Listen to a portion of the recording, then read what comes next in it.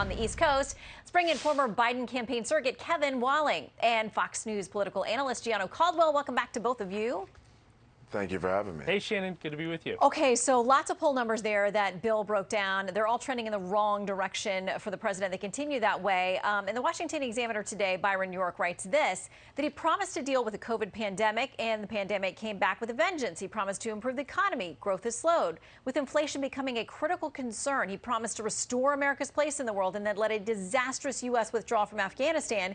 He promised to fix President Donald Trump's immigration policies and instead brought chaos to the border. Of course, his job approval rating is going down. How could it not? Gianno. Yeah, and I mean, I can appreciate that litany of things that Joe Biden has lied, and his press secretary has backed out his lie. And what we continue to see from the Biden administration, the question is, why isn't the Washington Post have their website up about counting the president's lies? They had up one for Donald Trump. They really should have one for Joe Biden. These poll numbers are going in the wrong direction for him and his party. 71% of Americans believe we are going in the wrong direction. And it's very true and accurate for every American, especially those who are middle class or poor. Hyperinflation is a thing. Things cost more. You go to California, gas is $5-6. Here in Florida, or rather Miami, I should say, it's about $3. The country is on the wrong path, and Americans are noticing. And if things continue as they are, and I know we talk about this often, Shannon, anything can change in a year. But hyperinflation seemingly will be here in a year. It will not bode well for Democrats in the midterm, and it certainly wouldn't bode well for Joe Biden, especially when Republicans, if they do, capture the House and Senate. Yeah, listen, I'm cheering for our economy and our country, so hopefully that is a distant problem next year, just because, you know, for the good of the American people. And, you know, we got to put food on the table and take care of kids and pay rent and all that kind of stuff. Well, we have the wrong leader in office to do all of that, okay, Shannon. well, let me you. No, that's all right. Let's give Kevin a chance to respond to that, because it's not just average Americans who are worried.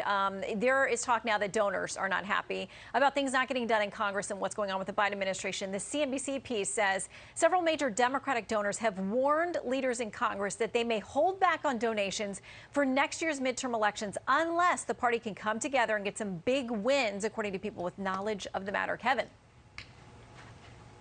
Yeah, Shannon, we need those big wins. I'm the Democrat on this panel. We need to pass the bipartisan infrastructure package, and we need to pass the budget reconciliation package. I am hopeful that that will happen this week. We cannot delay it anymore. We can't push back anymore. Both sides of my party need to come together and do these two important and popular things for the American people.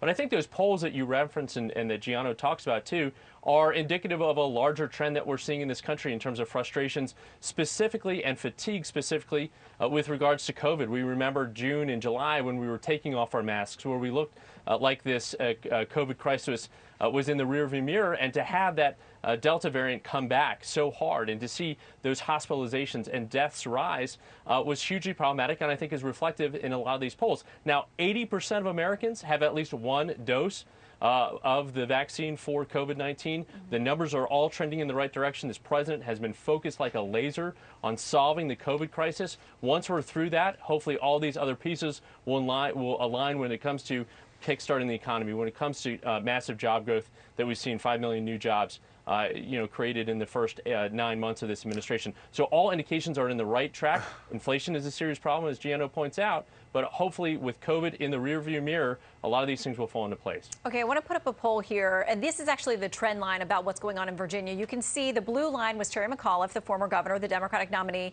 and Glenn Youngkin, who is the Republican nominee. And you can see most of this time it's been a McAuliffe game, and then this flip in the last few weeks, really in the last few days. I want to get a quick comment from both of you on what you're predicting there tomorrow. You read too much or not enough into the polls, and what it does or doesn't say about 2022. Quickly to you, Gianno, and then Kevin, you can close this out. Okay, very quick. I got to respond to Kevin's last point. 5 million new jobs. No, these aren't new jobs. These are people going back to work. COVID in the rearview mirror. That's a good thing. There's more people who have died from COVID-19 under Joe Biden's leadership than Trump. So, no, things aren't going in the right direction. On the McAuliffe end, in Virginia, though, Terry McAuliffe is in real trouble. We know that right now. So we talk about the Fox News poll where it shows that his opponent is winning by 8 points. Obviously, polls don't vote, so we'll see what happens tomorrow.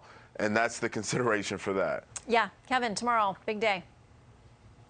The only poll that matters is tomorrow. I'm fired up based on the early votes. Everybody's got to turn out, Republican, Democrat. I want to see everybody participate in the Commonwealth. It's going to be a long night. Hopeful for a Terry win. All right, we'll be watching New Jersey, and there are a lot of ballot initiatives around the country as well on defunding police and all kinds of things. We will have all those for you. Kevin and Gianno, thank you both very much for your time, always. Other critical